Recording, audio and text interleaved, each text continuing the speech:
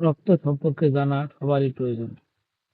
রক্ত এক ধরনের তরল যোজক কণা। রক্তের গ্রুপ চারটি: এ, বি, এবি ও ও। সর্বজনীন দাতা বলা হয় রক্তের ও গ্রুপকে। সর্বজনীন গ্রহীতা বলা হয় রক্তের এবি গ্রুপকে। গ্রহীতা মানে গ্রহণ করতে পারে, দাতা মানে যে দান করে অর্থাৎ দিতে পারে। রক্তের রং লাল হয় হিমোগ্লোবিনের কারণে। সবচেয়ে ভালো রক্তের গ্রুপ বি পজিটিভ।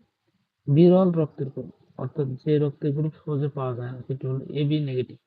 রক্তে তিন ধরনের কণিকা থাকে: লোহিত রক্তকণিকা, শ্বেত রক্তকণিকা ও অনুচক্রিকা।